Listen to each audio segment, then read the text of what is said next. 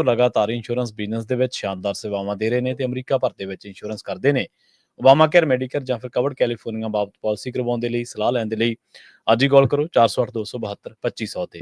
ਟਰਕੀਅਨ immigration ਲਾ firm ਵਾਲੇ ਜੇ ਟਰਕੀਅਨ ਅਟਾਰਨੀ ਟਰਕੀਅਨ ਦੇ ਨਾਲ ਤੁਸੀਂ ਯੂਐਸ ਇਮੀਗ੍ਰੇਸ਼ਨ ਬਾਬਤ ਕੋਈ ਵੀ ਸਲਾਹ ਕਰਨੀ ਹੈ, ਕੋਈ ਵੀ ਸਵਾਲ ਪੁੱਛਣਾ ਤੇ ਇਹਨਾਂ ਦਾ ਨੰਬਰ ਹੈ 415-909-0503।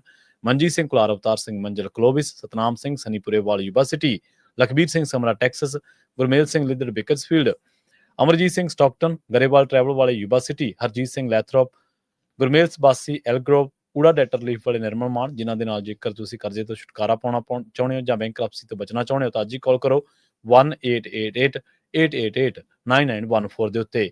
Harnek Singh Pawla, Washington Renton, Talwinder Singh Gill, Raminder Singh Basra, Jagdish Chauhan Bakersfield, Major Singh Sidhu, Binder Dhaliwal Bakersfield ਤੇ ਪਰਮਜੀਤ ਸਿੰਘ ਦਾਖਾ। ਇਹਨਾਂ ਸਾਰੇ ਹੀ ਸਪਾਂਸਰਸ ਦਾ ਬਹੁਤ-ਬਹੁਤ ਧੰਨਵਾਦ। ਤੇ ਜੇਕਰ ਤੁਸੀਂ ਵੀ ਪੰਜਾਬੀ ਡੀਐਸਏ ਦੇ ਇਹਨਾਂ ਪ੍ਰੋਗਰਾਮਾਂ ਨੂੰ ਸਪਾਂਸਰ ਕਰਨਾ ਚਾਹੁੰਦੇ ਹੋ ਤਾਂ ਸਟੂਡੀਓ ਦਾ ਨੰਬਰ ਹੈ 408-272-5200 ਜੀ। ਜੀ ਅੱਜ ਦੀਆਂ ਖਬਰਾਂ ਵੱਲ ਚੱਲੀਏ ਤੇ ਅੱਜ ਸਵੇਰੇ ਜਿਹੜੀ ਯੂਐਸ ਦੀ ਸੁਪਰੀਮ ਕੋਰਟ ਆ ਉਹਨਾਂ ਨੇ ਪ੍ਰੈਜ਼ੀਡੈਂਟ ਡੋਨਲਡ ਟਰੰਪ ਹੋਣਾ ਵੱਲੋਂ ਜਿਹੜੀ ਇਹ ਪਟੀਸ਼ਨ ਪਾਈ ਗਈ ਸੀ ਵੀ ਜੋ ਮਨੀ ਫਰੀਜ਼ ਕੀਤਾ ਗਿਆ ਹੈਗਾ ਆ ਯੂਐਸ ਏਡ ਦਾ ਵੱਖ-ਵੱਖ ਮੁਲਕਾਂ ਦੇ ਵਿੱਚ ਉਸ ਨੂੰ ਫਰੀਜ਼ ਹੀ ਰਹਿਣ ਦਿੱਤਾ ਜਾਵੇ। ਪਰ ਇੱਕ ਲੋਅਰ ਕੋਰਟ ਨੇ ਕਿਹਾ ਸੀ ਕਿ ਨਹੀਂ, ਤੁਸੀਂ ਮਨੀ ਜਿਹੜਾ ਆ ਤੁਹਾਨੂੰ ਡਿਸਟ੍ਰੀਬਿਊਟ ਕਰਨਾ ਪੈਣਾ ਆ ਜਿਹੜੀਆਂ ਆਰਗੇਨਾਈਜੇਸ਼ਨਸ ਨੂੰ ਜਾ ਰਿਹਾ ਆ। ਇਹਦੇ ਸੰਬੰਧ ਦੇ ਵਿੱਚ ਅੱਜ ਸੁਪਰੀਮ ਕੋਰਟ ਨੇ ਵੀ ਪ੍ਰੈਜ਼ੀਡੈਂਟ ਟਰੰਪ ਹੋਣਾ ਦੀ ਜਿਹੜੀ ਐਮਰਜੈਂਸੀ ਰਿਕੁਐਸਟ ਸੀਗੀ ਵੀ $2 ਮਿਲੀਅਨ ਫਰੀਜ਼ ਕੀਤਾ ਜਾਵੇ ਫੋਰਨ ਏਡ ਦਾ, ਉਸ ਦੇ ਅਗੇਂਸਟ ਡਿਸੀਜਨ ਦੇ ਦਿੱਤਾ ਹੈਗਾ ਆ। ਸੋ ਉਹਨਾਂ ਨੇ ਕਿਹਾ ਵੀ ਨਹੀਂ, ਤੁਸੀਂ ਜਿਹੜਾ ਆ ਫਰੀਜ਼ ਨਹੀਂ ਕਰ ਸਕਦੇ ਹੈਗੇ। Chief justice John Roberts junior ਤੇ ਜਸਟਿਸ ਐਮੀ ਬੈਰਟ ਉਹ ਹੋਰ 3 ਲਿਬਰਲ ਜੱਜਾਂ ਦੇ ਨਾਲ ਜੁਆਇਨ ਕਰਕੇ ਉਹਨਾਂ ਨੇ 5 ਦੇ ਮੁਕਾਬਲੇ 4 ਦੇ ਨਾਲ ਵੋਟ ਪਾਈ ਹੈਗੀ ਆ। ਸੋ ਇਹਦੇ ਨਾਲ US agency for international development ਜਿਨ੍ਹਾਂ ਦੀ ਫਾਈਨੈਂਸ਼ੀਅਲ ਹੈਲਪ ਟਰੰਪ ਐਡਮਿਨਿਸਟ੍ਰੇਸ਼ਨ ਵੱਲੋਂ ਬੰਦ ਕਰ ਦਿੱਤੀ ਗਈ ਸੀ, ਉਹ ਬਿਲਕੁਲ ਹੁਣ ਦੁਬਾਰਾ ਕੀ ਚਾਲੂ ਹੋਊਗੀ। ਸੀਆਈਏ ਦੇ ਡਾਇਰੈਕਟਰ ਜੌਨ ਰੈਟਕਲਿਫ ਉਹਨਾਂ ਨੇ ਇਹ ਕਿਹਾ ਵੀ ਜੋ ਯੂਕਰੇਨ ਦੇ ਨਾਲ ਇੰਟੈਲੀਜੈਂਸ ਸ਼ੇਅਰ ਹੁੰਦੀ ਸੀਗੀ ਉਸ ਨੂੰ ਬੰਦ ਕਰ ਦਿੱਤਾ ਗਿਆ ਹੈ, ਉਸ ਨੂੰ ਪੌਜ਼ ਕਰ ਦਿੱਤਾ ਗਿਆ ਹੈਗਾ ਤਾਂ ਕਿ ਯੂਕਰੇਨ ਦੀ ਗਵਰਨਮੈਂਟ ਜਿਹੜੀ ਆ ਉਹ ਇੱਕ ਤਰ੍ਹਾਂ ਦੇ ਨਾਲ ਜੰਗ ਬੰਦ ਕਰਨ ਦੇ ਲਈ ਰੈਡੀ ਹੋ ਜਾਵੇ।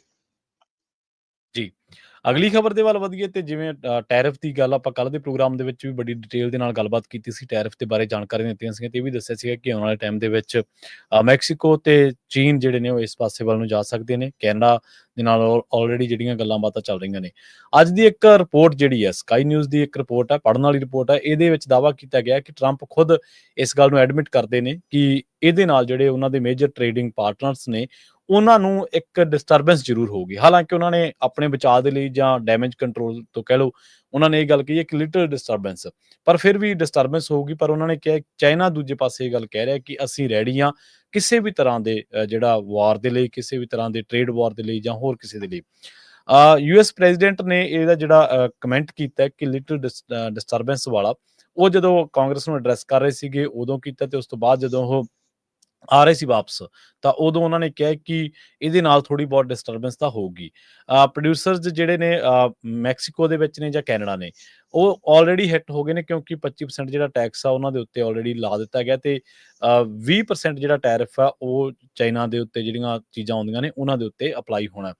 ਹੁਣ ਉਸ ਤੋਂ ਬਾਅਦ ਅਮਰੀਕਾ ਦੇ ਬਾਜ਼ਾਰਾਂ ਦੇ ਵਿੱਚ ਵੀ ਤੇ ਆਮ ਜਿਹੜੀ ਚਰਚਾ ਚੱਲੀ ਹੈ ਕਿ ਜਿਹੜੀ ਲਿਟਲ ਡਿਸਟਰਬੈਂਸ ਹੈ, ਜਿਹੜਾ ਖੁਦ ਪ੍ਰੈਜ਼ੀਡੈਂਟ ਦਾ ਕਥਨ ਆਪਣਾ ਕਮੈਂਟ ਹੈ, ਇਹ ਅੱਗੇ ਕਿਸ ਕਦਰ ਤੱਕ ਜਾਏਗਾ, ਇਹਦਾ ਕੰਜ਼ਿਊਮਰਸ ਦੇ ਉੱਤੇ ਕੀ ਪ੍ਰਭਾਵ ਪਊਗਾ, ਇਹਦਾ ਸਟਾਕ ਮਾਰਕੀਟ ਤੋਂ ਲੈ ਕੇ ਹੋਰ ਕੀ ਪ੍ਰਭਾਵ ਪੈਣਗੇ, ਕਿ ਉਹਨਾਂ ਨੂੰ ਆਪਣੇ ਇਸ ਕਦਮ ਤੋਂ ਪਿੱਛੇ ਹਟਣਾ ਪਊਗਾ, ਆਪਣੀ ਗੱਲ ਤੋਂ ਟੈਰਿਫ ਲਾਉਣ ਵਾਲੀ ਜਿਹੜੀ ਟ੍ਰੇਡ ਵਾਰ ਤੋਂ ਪਿੱਛੇ ਹਟਣਾ ਪਊਗਾ। ਸੋ ਖਾਸੀਆਂ ਤਰ੍ਹਾਂ ਦੀਆਂ ਜਿਹੜੀਆਂ ਚਰਚਾਵਾਂ ਨੇ ਇਸ ਟਾਈਮ ਉਹ ਚੱਲਣਗੀਆਂ। ਕੰਸਰਨ ਜਿਹੜੇ ਨੇ ਉਹ ਇਹ ਨੇ ਕਿ ਜਿਹੜਾ ਇੱਕ ਸਾਈਕਲ ਆ ਹਾਈ ਇਨਫਲੇਸ਼ਨ ਦਾ, ਉਹ ਕਹਿੰਦੇ ਕਿ ਆਉਣ ਵਾਲੇ ਟਾਈਮ ਦੇ ਵਿੱਚ ਆ ਸਕਦਾ ਤੇ ਇੰਟਰਸਟ ਰੇਟਸ ਤੱਕ ਦਾ ਜਿਹੜਾ ਜ਼ਿਕਰ ਹੈ ਉਹ ਵੀ ਕੀਤਾ ਗਿਆ ਕਿ ਉਹ ਹਾਇਰ ਹੋ ਸਕਦੇ ਨੇ। ਵਰਲਡ ਦੀ ਜਿਹੜੀ ਲਾਰਜੈਸਟ ਇਕਨੋਮੀ ਹੈ ਯੂਐਸ, ਇਹ ਕਹਿੰਦੇ ਕਿ ਹੁਣ ਆਉਣ ਵਾਲੇ ਟਾਈਮ ਦੇ ਵਿੱਚ ਜੇ ਇਹਨਾਂ ਤੇ ਲੋਕਾਂ ਦੀ ਪਰਚੇਜ਼ਿੰਗ ਪਾਵਰ ਘਟਦੀ ਹੈ ਜਾਂ ਟ੍ਰੇਡ ਤੇ ਕੋਈ ਫਰਕ ਪੈਂਦਾ ਤਾਂ ਇਸ ਇਕੱਲਾ ਟ੍ਰੇਡ ਤੱਕ ਹੀ ਗੱਲਾਂ ਸੀਮਿਤ ਨਹੀਂ ਰਹਿਣਗੀਆਂ, ਇਹ ਬਹੁਤ ਅੱਗੇ ਤੱਕ ਜਿਹੜਾ ਉਹ ਯੂਐਸ ਇਕਨੋਮੀ ਨੂੰ ਹਿੱਟ ਕਰੇਗਾ। ਉਹ ਕਹਿੰਦੇ ਕਿ ਨਾਲ ਹੀ ਇਹ ਦੁਨੀਆ ਦੀ ਜਿਹੜੀ ਆਰਥਿਕਤਾ ਉਹ ਵੀ ਇਹਨਾਂ ਦੇ ਪ੍ਰਭਾਵਾਂ ਤੋਂ ਬਚੀ ਨਹੀਂ ਰਹਿ ਸਕਦੀ। ਹਾਂ, ਇੱਕ ਇਹ ਗੱਲ ਕਹੀ ਗਈ ਹੈ ਕਿ ਜਿਹੜਾ ਹਾਈ ਇਨਫਲੇਸ਼ਨ ਦਾ ਜਿਹੜਾ ਸਾਈਕਲ ਆ ਉਹ ਆਉਣ ਵਾਲੇ ਟਾਈਮ ਦੇ ਵਿੱਚ ਜੇ ਇੰਟਰਸਟ ਰੇਟ ਵੱਧ ਜਾਂਦਾ ਜਾਂ ਹਾਇਰ ਜਾਂਦਾ ਪਿਛਲੇ ਰਿਕਾਰਡਸ ਦੇ ਨਾਲੋਂ ਵੀ, ਤਾਂ ਇਹ ਇੱਕ ਅਮਰੀਕੀਆਂ ਨੂੰ ਇੱਕ ਹੋਰ ਜਿਹੜੀ ਚੁਣੌਤੀ ਦੇ ਨਾਲ ਸਿੱਝਣਾ ਪਊਗਾ। ਜੀ ਜੀ ਸੋ ਬਿਲਕੁਲ ਪ੍ਰੈਜ਼ੀਡੈਂਟ ਯੂਐਸ ਦੇ ਜਿਹੜੇ ਹੈਗੇ ਆ ਡੋਨਲਡ ਟਰੰਪ ਉਹਨਾਂ ਨੇ ਜੋ ਉਹਨਾਂ ਨੇ ਟੈਰਿਫ ਲਾਏ ਆ ਕੈਨੇਡਾ ਦੇ ਉੱਤੇ, ਮੈਕਸੀਕੋ ਦੇ ਉੱਤੇ ਤੇ ਚਾਈਨਾ ਦੇ ਉੱਤੇ, ਉਹਨੂੰ ਲੈ ਕੇ ਸਟਾਕ ਮਾਰਕੀਟ ਪਿਛਲੇ 2-3 ਦਿਨਾਂ ਜੀ 'ਚ ਜੀ ਬਹੁਤ ਥੱਲੇ ਗਈ ਹੈਗੀ ਆ। ਅੱਜ ਜਿਹੜੇ ਅਮਰੀਕਾ ਦੇ ਕਾਮਰਸ ਸੈਕਟਰੀ ਹੈਗੇ ਆ ਉਹਨਾਂ ਨੇ ਇਹ ਕਿਹਾ ਵੀ ਜੋ ਪ੍ਰੈਜ਼ੀਡੈਂਟ ਟਰੰਪ ਉਹਨਾਂ ਨੇ ਕੈਨੇਡਾ ਤੇ ਮੈਕਸੀਕੋ ਦੇ ਉੱਤੇ ਟੈਰਿਫ ਲਾਏ ਆ ਉਹਨਾਂ 'ਚ ਕੁਛ ਛੋਟ ਦਿੱਤੀ ਜਾ ਸਕਦੀ ਹੈਗੀ ਆ, ਖਾਸ ਕਰਕੇ ਆਟੋ ਪਾਰਟਸ ਨੂੰ ਲੈ ਕੇ। ਪਰ ਜਦੋਂ ਜਸਟਿਨ ਟਰੂਡੋ ਜੋ ਕੈਨੇਡਾ ਦੇ ਪ੍ਰਾਈਮ ਮਿਨਿਸਟਰ ਆ, ਕੱਲ ਉਹਨਾਂ ਨੇ ਪ੍ਰੈਜ਼ੀਡੈਂਟ ਡੋਨਲਡ ਟਰੰਪ ਉਹਨਾਂ ਨੂੰ ਐਡਰੈਸ ਕੀਤਾ ਸੀ। ਸੋ ਉਹਨਾਂ ਦਾ ਜਿਹੜਾ ਭਾਸ਼ਣ ਸੀ ਉਹ ਬਹੁਤ ਹੀ ਵਧੀਆ ਤੇ ਪੂਰੀ ਦੁਨੀਆ ਦੇ ਵਿੱਚ ਸੁਣਿਆ ਗਿਆ। ਮਿਲੀਅਨਸ ਆਫ ਲੋਕਾਂ ਨੇ ਇੱਕ ਚੈਨਲ ਦਾ ਮੈਂ ਦੇਖਦਾ ਸੀ 10 ਮਿਲੀਅਨ ਤੋਂ ਵੱਧ ਜਿਹੜੇ ਵਿਊਜ਼ ਆ ਉਸ ਚੈਨਲ ਦੇ ਸੀ। ਉਹਨਾਂ ਨੇ ਐਡਰੈਸ ਕੀਤਾ ਸੀ ਅਮਰੀਕਨ ਲੋਕਾਂ ਨੂੰ ਵੀ ਅਸੀਂ ਤੁਹਾਡੇ ਨਾਲ ਆ, ਗੁੱਡ ਨੇਬਰ ਹੈਗੇ ਆ, ਪਰ ਆ ਜਿਹੜਾ ਫੈਂਟਲਿਨ ਵਾਲਾ ਸਾਡੇ ਤੇ ਧੱਬਾ ਲਾ ਕੇ ਕਰ ਰਿਹਾ ਇਹ ਕੁਛ ਨਹੀਂ ਹੈਗਾ। 0.01% ਵੀ ਕੈਨੇਡਾ ਤੋਂ ਕ੍ਰਾਸ ਨਹੀਂ ਹੋ ਰਿਹਾ। ਜੀ ਇਹਦੇ ਨਾਲ ਤੁਹਾਡੀਆਂ ਚੀਜ਼ਾਂ ਵੀ ਬਹੁਤ ਮਹਿੰਗੀਆਂ ਹੋਣਗੀਆਂ ਤੇ ਸਾਡੀਆਂ ਚੀਜ਼ਾਂ ਵੀ ਮਹਿੰਗੀਆਂ ਹੋਣਗੀਆਂ। ਫਿਰ ਉਹਨਾਂ ਨੇ ਗੁੱਸੇ 'ਚ ਪ੍ਰੈਜ਼ੀਡੈਂਟ ਡੋਨਲਡ ਟਰੰਪ ਉਹਨਾਂ ਨੂੰ ਡੋਨਲਡ ਕਹਿ ਕੇ ਐਡਰੈਸ ਕੀਤਾ ਸੀ। ਸੋ ਅੱਜ ਲੱਗਦਾ ਆ ਵੀ ਟਰੰਪ ਹੁਣੀ ਕੁਛ ਉਹਦੇ ਵਿੱਚ ਛੋਟਾਂ ਦੇ ਸਕਦੇ ਹੈਗੇ ਆ, ਖਾਸ ਕਰਕੇ ਜਿਹੜੇ ਆਟੋ ਪਾਰਟਸ ਨੂੰ, ਕਿਉਂਕਿ ਉਹਦੇ ਨਾਲ ਖਤਰਾ ਇਹ ਸੀ ਵੀ ਕਾਰਾਂ ਦੀਆਂ ਕੀਮਤਾਂ 10 ਤੋਂ $12,000 ਤੱਕ ਜਿਹੜੀਆਂ ਆ ਉਹ ਵੱਧ ਸਕਦੀਆਂ ਹੈਗੀਆਂ। ਫਰਵਰੀ ਮਹੀਨੇ ਦੇ ਵਿੱਚ ਟਰੰਪ ਉਹਨਾਂ ਨੇ ਇਹ ਕਿਹਾ ਸੀ 25% ਟੈਰਿਫ ਉਹ ਸਟੀਲ ਤੇ ਐਲੂਮੀਨੀਅਮ ਅਮਰੀਕਾ 'ਚ ਕਿਸੇ ਵੀ ਮੁਲਕ ਤੋਂ ਆਉਂਦਾ ਆ ਉਹਦੇ ਉੱਤੇ ਲਾਣਗੇ।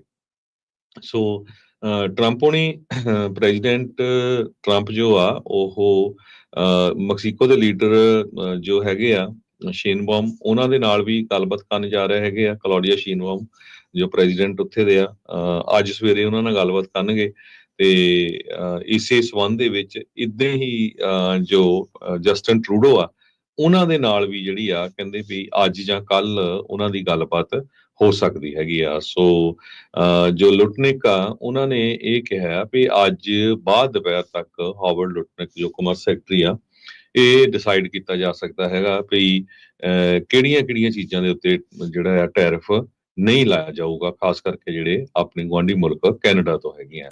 ਸੋ ਇਹ ਕਿਉਂਕਿ ਸਟਾਕ ਮਾਰਕੀਟ ਨੂੰ ਝਟਕਾ ਇੰਨਾ ਵੱਡਾ ਲੱਗਾ, ਉਹਦੇ ਕਰਕੇ ਵੀ ਫਿਰ ਹੁਣ ਲੱਗਦਾ ਵੀ ਟਰੰਪ ਐਡਮਿਨਿਸਟ੍ਰੇਸ਼ਨ ਨੂੰ ਪਤਾ ਚੱਲਿਆ ਵੀ ਨਹੀਂ ਇਹ ਗੱਲ ਸਹੀ ਨਹੀਂ। ਜਿਸ ਤਰ੍ਹਾਂ ਜਸਟਿਨ ਟਰੂਡੋ ਨੇ ਇਹ ਕਿਹਾ ਸੀ ਵੀ ਜਿਹੜੇ ਟੈਰਿਫ ਹੁੰਦੇ ਹੈਗੇ ਆ, ਜਿਸ ਹਿਸਾਬ ਦੇ ਨਾਲ ਵਾਲ ਸਟਰੀਟ ਜਰਨਲ ਨੂੰ ਕਹਿੰਦੇ ਮੈਂ ਪਸੰਦ ਤਾਂ ਨਹੀਂ ਕਰਦਾ, ਪਰ ਜੋ ਉਹਨਾਂ ਨੇ ਲਿਖਿਆ ਵੀ ਪ੍ਰੈਜ਼ੀਡੈਂਟ ਸਮਾਰਟ ਤਾਂ ਹੈਗਾ ਆ, ਪਰ ਇਹ ਡੰਬ ਡਿਸੀਜਨ ਉਹਨਾਂ ਦਾ ਹੈਗਾ ਆ। ਇਸੇ ਤਰ੍ਹਾਂ ਵਰਕਸ਼ਾਇਰ ਹਾਥਵੇਜ਼ ਦੇ ਜਿਹੜੇ ਸੀਈਓ ਹੈਗੇ ਆ, ਉਹਨਾਂ ਨੇ ਤਾਂ ਇਹ ਸਿੱਧਾ ਕਹਿ ਦਿੱਤਾ ਸੀ, ਕਹਿੰਦੇ ਵੀ ਜੇ ਕਿਸੇ ਦੇ ਉੱਤੇ ਟੈਰਿਫ ਲਾਣਾ ਆ ਇਹਦਾ ਮਤਲਬ ਇਹ ਆ ਵੀ ਇਹ ਵੀ ਇੱਕ ਤਰ੍ਹਾਂ ਦੇ ਨਾਲ ਜੰਗ ਹੀ ਜਿਹੜੀ ਆ ਤੁਸੀਂ ਸ਼ੁਰੂ ਕਰਨ ਜਾ ਰਹੇ ਹੈਗੇ ਆ। ਜੀ ਉਧਰ ਦੂਜੇ ਪਾਸੇ ਆਪਾਂ ਦੇਖਿਆ ਸੀਗਾ ਕਿ ਇੱਕ ਦਿਨ ਚਰਚਾ ਇਹ ਵੀ ਚੱਲੀ ਸੀ ਜਿਸ ਦਿਨ ਇਹਨਾਂ ਨੇ AI ਦੀ ਵੀਡੀਓ ਪ੍ਰੈਜ਼ੀਡੈਂਟ ਟਰੰਪ ਨੇ ਸ਼ੇਅਰ ਕੀਤੀ ਸੀਗੀ ਤੇ ਉਸ ਤੋਂ ਬਾਅਦ ਦੁਨੀਆ ਭਰ ਦੇ ਵਿੱਚ ਇਹ ਚਰਚਾ ਚੱਲੀ ਸੀਗੀ ਕਿ ਕੀ ਗਾਜ਼ਾ ਉਹੋ ਜਿਹਾ ਬਣ ਸਕਦਾ ਜਿਹੋ ਜਿਹਾ ਅਮਰੀਕਾ ਦੀ ਕਲਪਨਾ ਜਾਂ ਜਿਹੋ ਜਿਹਾ ਟਰੰਪ ਕਲਪਨਾ ਕਰ ਰਹੇ ਨੇ। ਤਾਂ ਉਸ ਤੋਂ ਬਾਅਦ ਹੁਣ ਖਬਰ ਇਹ ਆ ਰਹੀ ਹੈ ਕਿ US ਨੇ ਜਿਹੜਾ ਅਰਬ ਲੀਡਰਸ ਦਾ ਜਿਹੜਾ ਪ੍ਰਪੋਜ਼ਲ ਸੀਗਾ ਗਾਜ਼ਾ ਦੀ ਰੀਕਨਸਟਰਕਸ਼ਨ ਨੂੰ ਲੈ ਕੇ, ਉਹਨੂੰ ਹੁਣ ਰੱਦ ਕਰ ਦਿੱਤਾ, ਇਹਨਾਂ ਨੇ ਰਿਜੈਕਟ ਕਰ ਦਿੱਤਾ। ਅਸਲ ਦੇ ਵਿੱਚ ਟਰੰਪ ਐਡਮਿਨਿਸਟ੍ਰੇਸ਼ਨ ਨੇ ਇਹਨੂੰ ਰਿਜੈਕਟ ਕੀਤਾ ਕਿਉਂਕਿ ਇਹ ਲੌਂਗ ਅਵੇਟਡ ਪਲਾਨ ਸੀਗਾ ਇੱਕ, ਤੇ ਇਹਦੇ ਵਿੱਚ ਇਹ ਕਿਹਾ ਗਿਆ ਸੀਗਾ ਕਿ ਗਾਜ਼ਾ ਦੀ ਜਿਹੜੀ ਆ ਉਹ ਰੀਕਨਸਟਰਕਸ਼ਨ ਹੋਊਗੀ ਤੇ ਇਹ ਜਿਹੜਾ ਰੀਕਨਸਟਰਕਸ਼ਨ ਪਲਾਨ ਸੀਗਾ ਗਾਜ਼ਾ ਦੇ ਵਿੱਚ ਮੁੜ ਉਸਾਰੀਆਂ ਦਾ ਜਾਂ ਮੁੜ ਵਸੇਬੇ ਦਾ, ਇਹ ਅਰਬ ਲੀਡਰਾਂ ਵੱਲੋਂ ਜਿਹੜਾ ਉਹ ਪੇਸ਼ ਕੀਤਾ ਗਿਆ ਸੀ, ਇੰਡੋਰਸ ਕੀਤਾ ਗਿਆ ਸੀਗਾ। ਪ੍ਰੈਜ਼ੀਡੈਂਟ ਜਿਹੜੇ ਨੇ ਉਹ ਕਹਿੰਦੇ ਕਿ ਮੈਂ ਆਪਣੇ ਵਿਜ਼ਨ ਦੇ ਨਾਲ ਖੜਾ, ਮੈਂ ਆਪਣੇ ਤਰੀਕੇ ਦੇ ਨਾਲ ਗਾਜ਼ਾ ਨੂੰ ਜਿਹੜਾ ਉਹ ਅੱਗੇ ਲੈ ਕੇ ਜਾਊਂਗਾ, ਗਾਜ਼ਾ ਨੂੰ ਵਧਾਊਂਗਾ।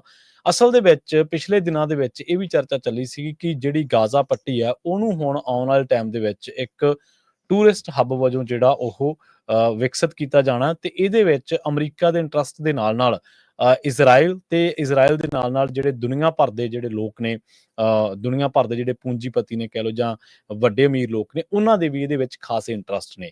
ਗਾਜ਼ਾ ਦੀ ਜਿਹੜੀ ਭੂਗੋਲਿਕ ਸਿਚੁਏਸ਼ਨ ਆ ਉਹ ਇਸ ਤਰੀਕੇ ਦੀ ਹੈ ਕਿ ਉਹ ਆਕਰਸ਼ਿਤ ਕਰਦਾ, ਪਰ ਇਸ ਟਾਈਮ ਕਿਉਂਕਿ ਉੱਥੇ ਵਾਰ ਚੱਲ ਰਹੀ ਆ, ਆਪਾਂ ਦੇਖਿਆ ਕਿ ਗਾਜ਼ਾ ਦੇ ਵਿੱਚ ਸ਼ਰਨਾਰਥੀ ਕੈਂਪ ਵੀ ਤੁਹਾਨੂੰ ਨਜ਼ਰ ਆਉਣਗੇ ਜੇਕਰ ਤੁਸੀਂ ਗਾਜ਼ਾ ਦੀਆਂ ਤਸਵੀਰਾਂ ਗੂਗਲ ਤੋਂ ਕੱਢ ਕੇ ਡਾਊਨਲੋਡ ਕਰੋਗੇ। ਪਰ ਇਹਨਾਂ ਦਾ ਜਿਹੜੇ ਅਰਬ ਲੀਡਰ ਬੜੇ ਲੰਬੇ ਸਮੇਂ ਤੋਂ ਲੱਗੇ ਹੋਏ ਸੀਗੇ ਕਿ ਸਾਡੇ ਤਰੀਕੇ ਦੇ ਨਾਲ ਗਾਜ਼ਾ ਦੀ ਰੀਕਨਸਟਰਕਸ਼ਨ ਹੋਵੇ, ਸਾਡੇ ਤਰੀਕੇ ਦੇ ਨਾਲ ਗਾਜ਼ਾ ਨੂੰ ਅੱਗੇ ਵਧਾਇਆ ਜਾਵੇ। ਇਹਦੇ ਪਿੱਛੇ ਹੁਣ ਕੋਈ ਹੋਰ ਤਾਕਤਾਂ ਨੇ ਜਾਂ ਪ੍ਰੈਜ਼ੀਡੈਂਟ ਟਰੰਪ ਦਾ ਜਿਹੜਾ ਐਡਮਿਨਿਸਟ੍ਰੇਸ਼ਨ ਹੈ ਜਾਂ ਉਹਨਾਂ ਦੇ ਜਿਹੜੇ ਨਾਲ ਦੇ ਲੋਕ ਨੇ, ਉਹਨਾਂ ਨੂੰ ਇਹਦੇ ਵਿੱਚ ਕੀ ਲੱਗਦਾ? ਕਿਉਂਕਿ ਇਜਿਪਟ ਨੇ ਤੇ ਹੋਰ ਜਿਹੜੇ ਲੋਕ ਨੇ ਹਮਾਸ ਦੇ ਬਾਰੇ ਇਹ ਗੱਲ ਕਹੀ ਸੀਗੀ ਕਿ ਅਸੀਂ ਉਹਨਾਂ ਨੂੰ ਨੱਥ ਪਾਵਾਂਗੇ। ਇੱਥੋਂ ਤੱਕ ਕਿ ਜਿਹੜੀਆਂ ਫਿਲਿਸਤੀਨ ਅਥਾਰਟੀ ਸੀਗੀ ਪੀਏ ਜਿਹਨੂੰ ਆਪਾਂ ਸ਼ਾਰਟ ਫਾਰਮ ਦੇ ਵਿੱਚ ਕਹਿ ਦਿੰਦੇ ਹਾਂ, ਉਹਨਾਂ ਨੇ ਵੀ ਇਹ ਗੱਲ ਕਹੀ ਸੀ ਕਿ ਸਾਡੇ ਨਾਲ 2 ਮਿਲੀਅਨ ਤੋਂ ਵੱਧ ਫਿਲਿਸਤੀਨੀ ਜਿਹੜੇ ਨੇ ਉਹ ਸਹਿਮਤ ਨੇ ਕਿ ਅਸੀਂ ਜਿਸ ਤਰੀਕੇ ਦੇ ਨਾਲ ਇਹਨੂੰ ਅੱਗੇ ਵਧਾਉਣਾ ਚਾਹੁੰਦੇ ਹਾਂ।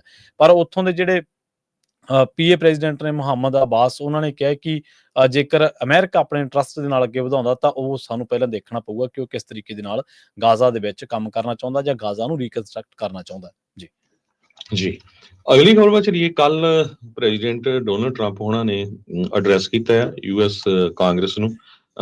ਅੱਜ ਤੱਕ ਦੇ ਜਿੰਨੇ ਵੀ ਪ੍ਰੈਜ਼ੀਡੈਂਟ ਹੋਏ ਆ, ਸਭ ਤੋਂ ਲੰਮਾ ਸਮਾਂ ਉਹਨਾਂ ਨੇ ਐਡਰੈਸ ਕੀਤਾ ਤੇ ਓਵਰਆਲ ਜੇ ਦੇਖਿਆ ਜਾਵੇ ਉਹਨਾਂ ਦਾ ਭਾਸ਼ਣ ਜਿਹੜਾ ਉਹ ਬਹੁਤ ਹੀ ਵਧੀਆ ਸੀਗਾ। 90 ਮਿੰਟ ਦੇ ਕਰੀਬ ਉਹਨਾਂ ਨੇ ਐਡਰੈਸ ਕੀਤਾ ਹੈਗਾ। ਇਸ ਤੋਂ ਪਹਿਲਾਂ ਬਿਲ ਕਲਿੰਟਨ ਹੋਣਾ ਨੇ ਇੱਕ ਵਾਰੀ ਐਡਰੈਸ ਕੀਤਾ ਸੀ, ਉਹਨਾਂ ਦਾ ਵੀ ਸਮਾਂ ਜਿਹੜਾ 1 ਘੰਟਾ 28 ਮਿੰਟ ਸੀ ਸ਼ਾਇਦ, ਤੇ ਪ੍ਰੈਜ਼ੀਡੈਂਟ ਡੋਨਲਡ ਟਰੰਪ ਉਹਨਾਂ ਦਾ 1 ਘੰਟਾ 39 ਜਾਂ 40 ਮਿੰਟ ਦੇ ਕਰੀਬ ਸੀਗਾ। ਸੋ ਇਹਦੇ ਵਿੱਚ ਉਹਨਾਂ ਨੇ ਆਪਣੀਆਂ ਪ੍ਰਾਪਤੀਆਂ ਦੱਸੀਆਂ ਵੀ ਕਿਸ ਤਰ੍ਹਾਂ 40 ਦਿਨਾਂ ਦੇ ਵਿੱਚ ਆਪਾਂ ਜੋ 4 ਜਾਂ 8 ਸਾਲ 'ਚ ਕਈ ਐਡਮਿਨਿਸਟ੍ਰੇਸ਼ਨ ਕੰਮ ਨਹੀਂ ਕਰ ਸਕੇ, ਉਹ ਆਪਾਂ ਉਹਨਾਂ ਨੇ ਜੋ ਇਹਨਾਂ ਦਿਨਾਂ ਦੇ ਵਿੱਚ ਕੀਤੇ ਹੈਗੇ ਆ। ਇੱਕ ਡੈਮੋਕ੍ਰੈਟਿਕ ਕਾਂਗਰਸਮੈਨ ਐਲ ਗ੍ਰੀਨ ਜੋ ਕਾਫੀ ਵਿਰੋਧ ਵੀ ਕਰ ਰਿਹਾ ਸੀ ਪ੍ਰੈਜ਼ੀਡੈਂਟ ਟਰੰਪ ਉਹਨਾਂ ਦਾ, ਜਿਸ ਟਾਈਮ ਦੇ ਉੱਤੇ ਉਹ ਭਾਸ਼ਣ ਦੇ ਰਹੇ ਸੀ, ਉਹਨਾਂ ਨੂੰ ਜਿਹੜਾ ਉਹਨਾਂ ਦਾ ਓਬੀਡੀਐਂਸ ਤੇ ਹੋਰ ਬਿਹੇਵੀਅਰ ਕਰਕੇ ਵਿੱਚੋਂ ਜਿਹੜਾ ਆ ਬਾਹਰ ਰਿਮੂਵ ਕਰ ਦਿੱਤਾ ਗਿਆ ਯੂਐਸ ਮਾਰਸ਼ਲਸ ਨੂੰ ਕਾਲ ਕਰਕੇ। ਸੋ ਮਾਈਗ੍ਰੈਂਟਸ ਐਨਕਾਊਂਟਰਸ ਨੂੰ ਲੈ ਕੇ, ਖਾਸ ਕਰਕੇ ਜੋ ਇਲੀਗਲ ਇਮੀਗ੍ਰੇਸ਼ਨ ਆ, ਉਸ ਸੰਬੰਧ ਦੇ ਵਿੱਚ ਉਹਨਾਂ ਨੇ ਇਹ ਕਿਹਾ ਵੀ ਰੈਕਡ ਲੋ ਇਸ ਟਾਈਮ ਦੇ ਉੱਤੇ ਰਹੀ ਹੈਗੀ ਆ। ਪੋਲੀਟੀਕਲ ਗਰਾਊਂਡ ਦੇ ਉੱਤੇ ਕੰਫਰਟ ਜ਼ੋਨ ਦੇ ਵਿੱਚ ਸੀਗੇ। ਉਹਨਾਂ ਨੇ ਇਹ ਕਿਹਾ ਵੀ ਮੈਂ ਇਲੀਗਲ ਇਮੀਗ੍ਰੇਸ਼ਨ ਲਗਭਗ ਬੰਦ ਕਰ ਦਿੱਤੀ ਹੈਗੀ ਆ ਤੇ ਹੁਣ ਸਾਰਿਆਂ ਨੂੰ ਪਤਾ ਹੈ ਵੀ ਜੇ ਅਸੀਂ ਕੋਸ਼ਿਸ਼ ਕੀਤੀ ਸਾਡਾ ਬਣਨਾ ਕੁਛ ਨਹੀਂ, ਡਿਪੋਰਟ ਕੀਤੇ ਜਾਓਗੇ। ਇਸੇ ਤਰ੍ਹਾਂ ਇੱਕ 13 ਸਾਲਾਂ ਦਾ ਨੌਜਵਾਨ ਜਿਸ ਨੂੰ ਬ੍ਰੇਨ ਕੈਂਸਰ ਡਾਇਗਨੋਸ ਹੋਇਆ ਸੀ, ਉਹਨੂੰ ਆਨਰਰੀ ਏਜੰਟ ਸੀਕ੍ਰੇਟ ਸਰਵਿਸ ਦਾ ਜਿਹੜਾ ਐਲਾਨਿਆ ਗਿਆ ਤੇ ਇੱਕ ਜੋ ਡਾਇਰੈਕਟਰ ਹੈਗੇ ਸੀਕ੍ਰੇਟ ਸਰਵਿਸ ਦੇ ਉਹਨਾਂ ਵੱਲੋਂ ਤੇ ਕਹਿੰਦੇ ਵੀ ਉਹਨੂੰ 6 ਮਹੀਨੇ ਦਾ ਸਮਾਂ ਦਿੱਤਾ ਗਿਆ ਸੀ। ਜ਼ਿੰਦਗੀ ਦਾ 6 ਸਾਲ ਤੋਂ ਵੱਧ ਹੋ ਗਿਆ ਤੇ ਹਜੇ ਉਹ ਬੜੀ ਗੁੱਡ ਹੈਲਥ ਦੇ ਵਿੱਚ ਹੈਗਾ ਆ। ਪ੍ਰੈਜ਼ੀਡੈਂਟ ਹੋਣਾ ਨੇ ਜੋ ਮੇਜਰ ਜਿਹੜਾ ਸਪੀਚ ਸੀ ਉਹਨਾਂ ਦਾ, ਉਹਦੇ ਵਿੱਚ ਉਹਨਾਂ ਨੇ ਕਿਹਾ ਵੀ ਮੈਂ ਫੈਡਰਲ ਗਵਰਨਮੈਂਟ ਦੇ ਵਿੱਚ ਪੂਰੀ ਤਰ੍ਹਾਂ ਕੱਟ ਕਰਨ ਜਾ ਰਹੇ ਆ ਤੇ ਇਹਦੇ ਨਾਲ ਕਹਿੰਦੇ ਵੀ ਅਸੀਂ ਬਜਟ ਬੈਲੈਂਸ ਕਰਨ ਦੀ ਪੂਰੀ ਕੋਸ਼ਿਸ਼ ਕਰਾਂਗੇ। ਸੋ ਉਹਨਾਂ ਨੇ ਬਾਰ-ਬਾਰ ਕਿੰਨੇ ਲੋਕ ਜਿਹੜੇ 100 ਸਾਲ ਤੋਂ ਵੱਧ ਆ, 120 ਸਾਲ ਤੋਂ 200, ਈਵਨ 300 ਸਾਲ ਤੋਂ ਵੱਧ ਉਮਰ ਦਾ ਵੀ ਸੋਸ਼ਲ ਸਿਕਿਉਰਿਟੀ ਦੇ ਉੱਤੇ ਜਿਹੜੇ ਉਹ ਚੱਲ ਰਹੇ ਆ ਵੀ ਉਹਨਾਂ ਨੂੰ ਪੇਮੈਂਟਸ ਜਾ ਰਹੀਆਂ ਹੈਗੀਆਂ। ਕੱਲੇ ਨੰਬਰਸ ਜਿਹੜੇ ਉਹਨਾਂ ਨੇ ਉੱਥੇ ਦਿੱਤੇ ਹੈਗੇ ਆ। ਸੋ ਉਹਨਾਂ ਨੇ ਦੱਸਿਆ ਵੀ ਸਾਡੀ ਜਿਹੜੀ ਪਰਫਾਰਮੈਂਸ ਆ ਉਹ ਵਨ ਆਫ ਦਾ ਬੈਸਟ ਹੈਗੀ ਆ। ਕਿਹੜੀਆਂ ਚੀਜ਼ਾਂ ਦੇ ਉੱਤੇ ਉਹਨਾਂ ਨੇ ਪਰਫਾਰਮ ਕੀਤਾ ਹੈ ਉਹ ਆਪਾਂ ਨੂੰ ਪਤਾ ਹੀ ਹੈਗਾ ਆ। ਗ੍ਰੀਨਲੈਂਡ ਨੂੰ ਲੈ ਕੇ ਉਹਨਾਂ ਨੇ ਕਿਹਾ ਵੀ ਜੇ ਗ੍ਰੀਨਲੈਂਡ ਦੇ ਲੋਕ ਚਾਹੁੰਦੇ ਆ ਉਹਨਾਂ ਦੇ ਲਈ ਵਧੀਆ ਹੋਊਗਾ ਸਾਡੇ ਵਿੱਚ ਆ ਜਾਣ। ਪਨਾਮਾ ਦੀ ਗੱਲ ਕੀਤੀ ਆ, ਪਰ ਕੈਨੇਡਾ ਦੀ ਇੱਥੇ ਉਹਨਾਂ ਨੇ ਗੱਲ ਨਹੀਂ ਕੀਤੀ। ਜ਼ੈਲੈਂਸਕੀ ਦੇ ਮਾਮਲੇ ਤੇ ਵੀ ਉਹਨਾਂ ਨੇ ਜਿਹੜੀ ਟੋਨ ਆ ਥੋੜੀ ਜਿਹੀ ਆਪਣੀ ਸਲੋ ਰੱਖੀ, ਲਾਈਟ ਰੱਖੀ। ਉਹਦੇ ਵਿੱਚ ਉਹਨਾਂ ਨੇ ਇਹ ਕਿਹਾ ਵੀ ਜ਼ੈਲੈਂਸਕੀ ਨੇ ਮੈਨੂੰ ਚਿੱਠੀ ਲਿਖੀ ਹੈਗੀ ਆ ਵੀ ਮੈਂ ਮਿਨਰਲ ਰਾਈਟਸ ਦੇ ਲਈ ਸਾਈਨ ਅਪ ਕਰਨ ਦੇ ਲਈ ਤਿਆਰ ਹੈਗਾ ਆ। ਸੋ ਕਹਿੰਦੇ ਵੀ ਮੈਂ ਪੀਸ ਲਿਆਣਾ ਚਾਹਨਾ ਹੈਗਾ। ਸੋ ਇਹ ਬਿਲਕੁਲ ਇਸ ਇਸ਼ੂ ਦੇ ਉੱਤੇ ਕੀਤੀ। ਬਾਕੀ ਟੈਰਿਫਸ ਨੂੰ ਲੈ ਕੇ ਉਹਨਾਂ ਨੇ ਇੰਨਾ ਜ਼ਰੂਰ ਕਿਹਾ ਵੀ ਜਿਹੜਾ ਇੰਡੀਆ ਤੇ ਚਾਈਨਾ ਜਿਹੜੇ ਆ ਸਾਡੇ ਚੀਜ਼ਾਂ ਦੇ ਬਹੁਤ ਟੈਰਿਫ ਲਾਉਂਦੇ, ਇੰਡੀਆ ਨੂੰ ਤਾਂ ਉਹਨਾਂ ਨੇ ਬਾਰ-ਬਾਰ ਕਿਹਾ ਵੀ ਇੰਡੀਆ ਵਾਲੇ ਸਾਡੇ ਤੇ ਬਹੁਤ ਜ਼ਿਆਦਾ ਟੈਕਸ ਲਾਉਂਦੇ ਹੈਗੇ। ਸੋ ਖਾਸ ਕਰਕੇ ਹੁਣ ਜਿਹੜੇ ਆਪਾਂ ਮਸਾਲੇ ਸਾਰਾ ਕੁਝ ਖਾਂਦੇ ਆ ਨਾ, ਇਹ ਆਉਣ ਵਾਲੇ ਸਮੇਂ 'ਚ ਦੇਖੋ ਇਹਨਾਂ ਦੇ ਉੱਤੇ ਵੀ ਜਿਹੜਾ ਟੈਰਿਫ ਆ ਉਹ ਕਾਫੀ ਲੱਗਣ ਜਾ ਰਿਹਾ ਹੈਗਾ। ਉਹ ਥੋੜੇ ਸਮੇਂ 'ਚ ਜ਼ਰੂਰ ਪ੍ਰੈਜ਼ੀਡੈਂਟ ਟਰੰਪ ਹੁਣੀ ਅਨਾਉਂਸ ਕਰਨਗੇ ਜਾਂ ਫਿਰ ਇੰਡੀਆ ਵਾਲਿਆਂ ਨੂੰ ਜਿਹੜੇ ਟੈਰਿਫ ਲਾ ਰਹੇ ਆ ਉਹ ਅਮਰੀਕਾ ਦੀਆਂ ਚੀਜ਼ਾਂ ਦੇ ਉੱਤੇ, ਉਹਨਾਂ ਨੂੰ ਜੋ ਹੈਗਾ ਟੈਰਿਫ ਘਟਾਉਣਾ ਪਊਗਾ ਜਾਂ ਬੰਦ ਕਰਨਾ ਪਊਗਾ। ਡੈਮੋਕ੍ਰੇਟਸ ਦੇ ਉੱਤੇ ਵੀ ਕਾਫੀ ਉਹਨਾਂ ਨੇ ਤੰਜ ਕੱਸਿਆ, ਖਾਸ ਕਰਕੇ ਉਹਨਾਂ ਨੂੰ ਰੈਡੀਕਲ ਲੈਫਟ ਲੂਨਾਟੈਕਸ ਇੱਥੇ ਤੱਕ ਵੀ ਜਿਹੜਾ ਕਿਹਾ। ਮੌਕਿੰਗ ਕਾਫੀ ਕੀਤੀ ਗਈ ਉਹਨਾਂ ਵੱਲੋਂ। ਸੋਸ਼ਲ ਸਿਕਿਉਰਿਟੀ ਚੈਕਸ ਨੂੰ ਲੈ ਕੇ ਵੀ ਕਿਸ ਤਰ੍ਹਾਂ ਜਿਹੜੇ ਝੂਠੇ ਚੈੱਕ ਇਕੱਠੇ ਹੋ ਰਹੇ ਆ ਵੀ ਕਿਸੇ ਨੇ ਪਹਿਲਾਂ ਚੈੱਕ ਹੀ ਨਹੀਂ ਕੀਤਾ ਹੈਗਾ। ਇਹਦੇ ਉੱਤੇ ਵੀ ਉਹ ਕਾਫੀ ਜ਼ਿਆਦਾ ਜਿਹੜੇ ਬੋਲੇ। ਸੋ ਇਸ ਤੋਂ ਬਿਨਾਂ ਉਹਨਾਂ ਨੇ ਕਿਹਾ ਵੀ ਮੈਂ 27 ਉਹ ਸਟੇਟਾਂ ਜਿੱਤੀਆਂ ਹੈਗੀਆਂ ਤੇ ਮੇਰੀ ਪੋਪੂਲਰ ਵੋਟ ਵੀ ਜਿਹੜੀ ਸਭ ਤੋਂ ਜ਼ਿਆਦਾ ਆ। ਉਸ ਟਾਈਮ ਦੇ ਉੱਤੇ ਕੁਝ ਡੈਮੋਕ੍ਰੇਟਸ ਨੇ ਉਹਨਾਂ ਨੂੰ ਹੈਕਲ ਕਰਨ ਦੀ ਕੋਸ਼ਿਸ਼ ਕੀਤੀ, ਰੌਲਾ ਰੱਪਾ ਵੀ ਪਾਇਆ, ਸਾਈਨ ਫੜੇ ਹੋਏ ਸੀ ਐਲੋਨ ਮਸਕ ਨੂੰ ਲੈ ਕੇ। ਗ੍ਰੀਨ ਹੁਣਾਂ ਨੂੰ ਬਾਹਰ ਦਾ ਰਸਤਾ ਜਿਹੜਾ ਦਿਖਾਇਆ ਗਿਆ, ਜਿਸ ਤਰ੍ਹਾਂ ਮੈਂ ਤੁਹਾਡੇ ਨਾਲ ਪਹਿਲਾਂ ਸਾਂਝਾ ਕੀਤਾ ਹੈਗਾ।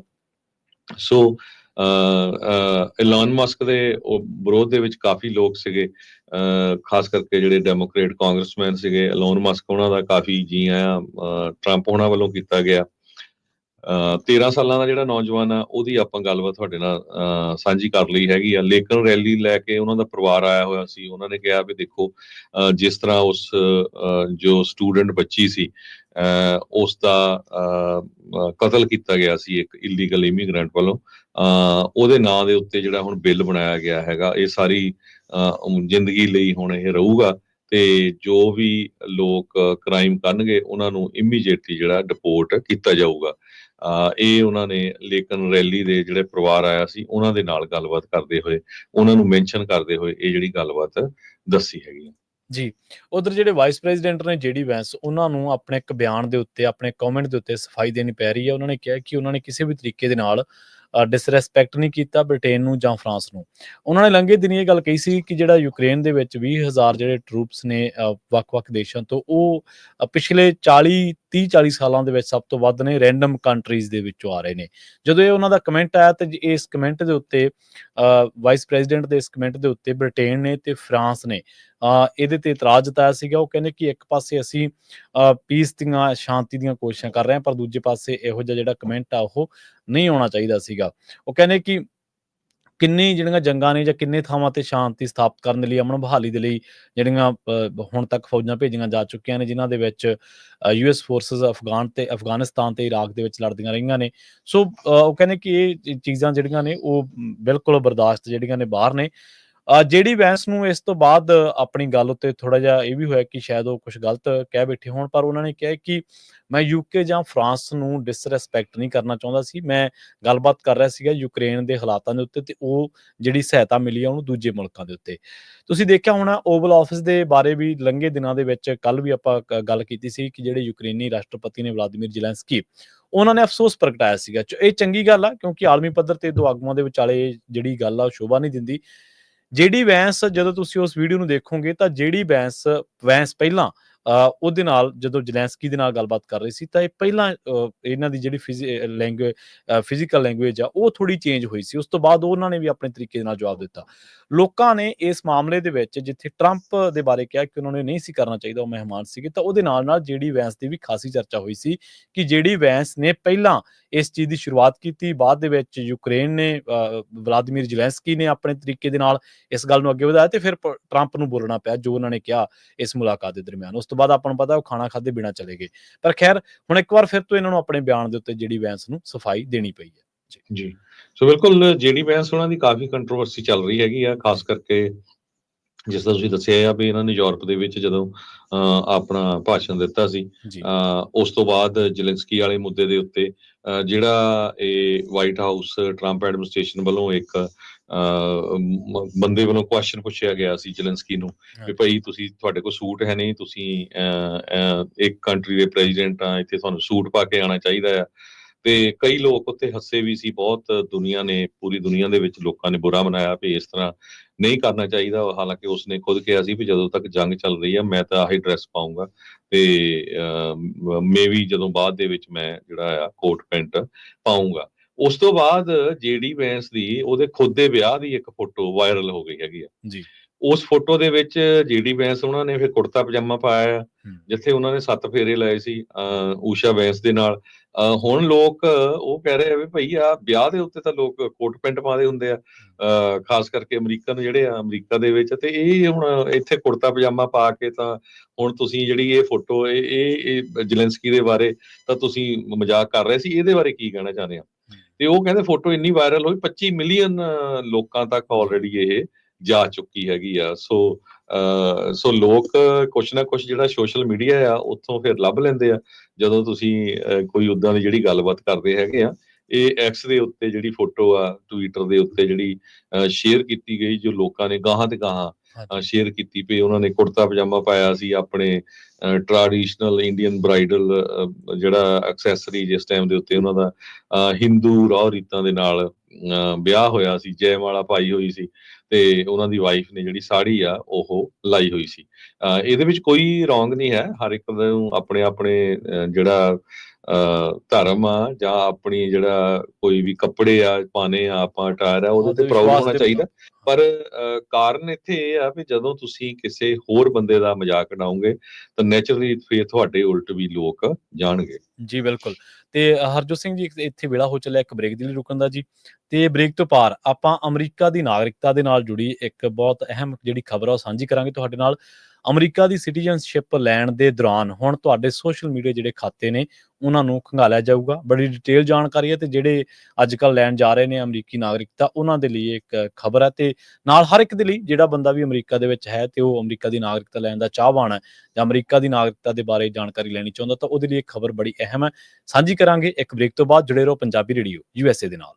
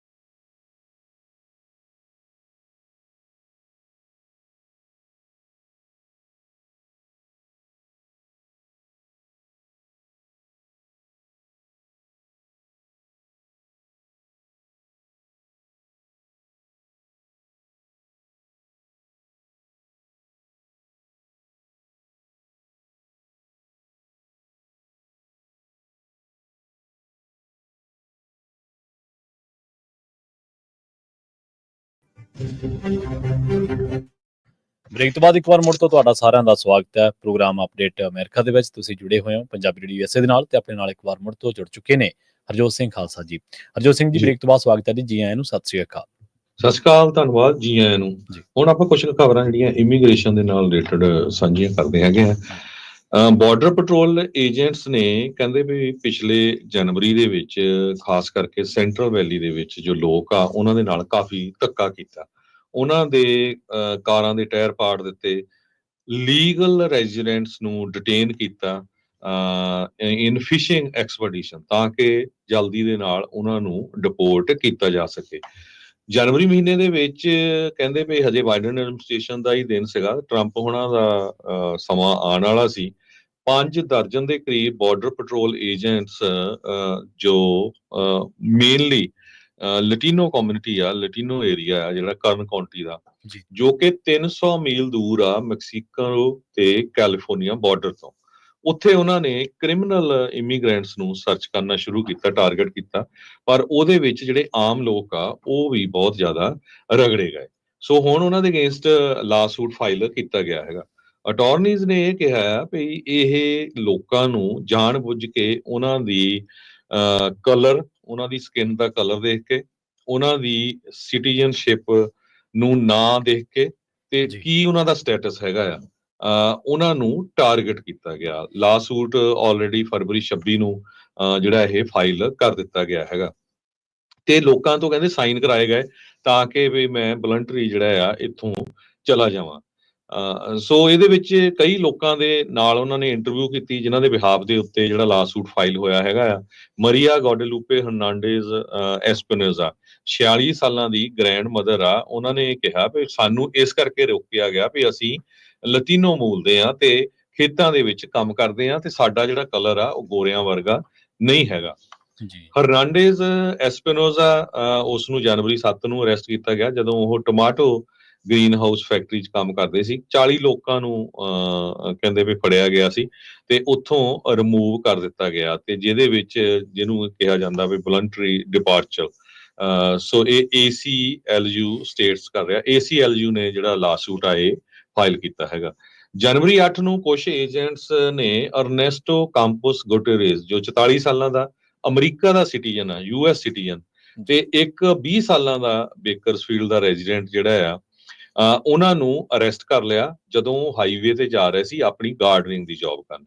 ਏਜੰਟ ਨੇ ਉਹਦਾ ਪਿਕਅਪ ਟਰੱਕ ਰੋਕਿਆ ਤੇ ਟਰੱਕ ਦੇ ਟਾਇਰ ਪਾੜ ਦਿੱਤੇ। ਪੈਸੇਂਜਰ ਨੂੰ ਧੱਕੇ ਦੇ ਨਾਲ ਟਰੱਕ ਵਿੱਚੋਂ ਕੱਢਿਆ ਤੇ ਅਕਿਊਜ਼ ਕੀਤਾ ਵੀ ਜਿਹੜਾ ਕੰਪੋਸ ਗੁਟਰੇਜ਼ ਆ ਉਹ ਇਲੀਗਲ ਏਲੀਅਨ ਨੂੰ, ਇਲੀਗਲ ਬੰਦੇ ਨੂੰ ਸਮਗਲ ਕਰ ਰਿਹਾ ਹੈਗਾ ਤੇ ਉਸ ਨੂੰ 4 ਘੰਟੇ ਫੜ ਕੇ ਰੱਖੀ ਛੱਡਿਆ। ਜਦੋਂ ਉਸਨੇ ਕਿਹਾ ਵੀ ਮੈਂ ਤਾਂ ਸਿਟੀਜ਼ਨ ਹੈਗਾ, ਮੇਰੇ ਨਾਲ ਬੰਦਾ ਕੰਮ ਕਰਨ ਚੱਲਾ ਹੈਗਾ, ਫਿਰ ਉਹਨਾਂ ਨੂੰ ਜਿਹੜਾ ਛੱਡਿਆ ਗਿਆ। ਲਾ ਸੂਟ ਦੇ ਵਿੱਚ ਜਿਹੜੇ ਆ ਹੁਣ ਯੂਨਾਈਟਿਡ ਫਾਰਮ ਵਰਕਰਸ ਤੇ 5 ਹੋਰ ਉਹ ਵੀ ਇਸ ਲਾ ਸੂਟ ਦੇ ਵਿੱਚ ਇਨਵੋਲਵ ਹੈਗੇ ਆ। ਸੋ ਕਹਿੰਦੇ ਵੀ ਦਿਸ ਵਾਜ਼ ਏ ਫਿਸ਼ਿੰਗ ਐਕਸਪੀਡੀਸ਼ਨ ਜਿਹਦੇ ਵਿੱਚ ਬਾਰਡਰ ਪੈਟਰੋਲ ਏਜੰਟਸ ਨੇ ਇੱਕ ਪਾਰਟਿਕੂਲਰ ਗਰੁੱਪ ਦੇ ਲੋਕਾਂ ਨੂੰ ਟਾਰਗੇਟ ਕੀਤਾ, ਰੇਸ਼ੀਅਲ ਪ੍ਰੋਫਾਈਲਿੰਗ ਕੀਤੀ ਤੇ ਪੂਰੀ ਕਮਿਊਨਿਟੀ ਦੇ ਵਿੱਚ ਇਹ ਜੋ ਸਪੈਨਿਸ਼ ਕਮਿਊਨਿਟੀ ਆ ਉਹਦੇ ਵਿੱਚ ਉਹਨਾਂ ਨੇ ਇਹ ਸਾਰਾ ਕੰਮ ਕੀਤਾ ਹੈਗਾ। ਬਰੀ ਵਰਨ ਵੈਗਨਰ ਜੋ ਸੀਨੀਅਰ ਸਟਾਫ ਅਟਾਰਨੀ ਆ ACLU ਦੇ ਨਾਰਦਰਨ ਕੈਲੀਫੋਰਨੀਆ ਦੇ, ਉਹਨਾਂ ਨੇ NBC ਨਿਊਜ਼ ਨੂੰ ਦੱਸਿਆ ਹੈਗਾ।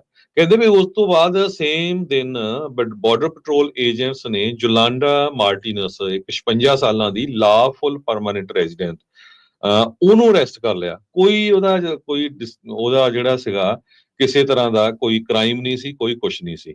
ਇੱਕ 45 ਸਾਲਾਂ ਦੀ ਕਾਉਂਟੀ ਦੇ ਰੈਜ਼ੀਡੈਂਟ ਐਗੁਲੇਰਾ ਮਾਰਟੀਨਸ ਨੇ ਜਦੋਂ ਆਪਣਾ ਕੈਲੀਫੋਰਨੀਆ ਦਾ ਡਰਾਈਵਿੰਗ ਲਾਇਸੈਂਸ ਵੀ ਦਿਖਾ ਲਿਆ ਤੇ ਉਹਨੂੰ ਵੀ ਜਿਹੜਾ ਆ ਬਾਰਡਰ ਪੈਟਰੋਲ ਏਜੰਟ ਨੇ ਕਿਹਾ ਵੀ ਤੂੰ ਕਾਰ ਤੋਂ ਬਾਹਰ ਆ, ਤੇ ਮਦਰ ਤੇ ਗ੍ਰੈਂਡ ਮਦਰ ਉਹਨਾਂ ਨੂੰ ਗਰਾਊਂਡ ਦੇ ਉੱਤੇ ਲੰਮਾ ਪਾ ਲਿਆ ਤੇ ਉਹਨਾਂ ਨੂੰ ਹੈਂਡਕਫ ਕੀਤਾ ਤੇ ਅਰੈਸਟ ਕਰ ਲਿਆ ਤੇ ਉਸ ਨੂੰ ਆਪਣੀ ਜਿਹੜੀ ਆ ਬਾਰਡਰ ਪੈਟਰੋਲ ਏਜੰਟਸ ਦੀ ਕਾਰ ਆ, SUV ਆ, ਉਹਦੇ ਵਿੱਚ ਉਹਨਾਂ ਨੇ ਬੈਕ ਸੀਟ ਦੇ ਉੱਤੇ ਰੱਖ ਲਿਆ ਤੇ ਉਹ ਤੋਂ ਬਾਅਦ ਉਹਨਾਂ ਨੇ ਕਿਹਾ ਵੀ ਮੇਰਾ ਤਾਂ ਲੀਗਲ ਰੈਜ਼ੀਡੈਂਸ ਆ, ਵੀ ਮੈਂ ਪਰਮਾਨੈਂਟ ਰੈਜ਼ੀਡੈਂਟ ਆ। ਤੇ ਜਦੋਂ ਉਹਨੇ ਫੋਟੋ ਦਿਖਾ ਲਈ ਉਹ ਤੋਂ ਬਾਅਦ ਉਹਨਾਂ ਨੇ F ਵਰਡ ਯੂਜ਼ ਕਰਕੇ ਜਿਹੜੇ ਬਾਰਡਰ ਪੈਟਰੋਲ ਏਜੰਟਸ ਆ ਉਹਨੂੰ ਕਿਹਾ ਵੀ ਇੱਥੋਂ ਭੱਜ ਜਾ। ਸੋ ਉਹ ਬੀਬੀ ਵੀ ਇਸ ਲਾਸੂਟ ਦੇ ਵਿੱਚ ਇਨਵੋਲਵ ਹੈਗੀ ਆ।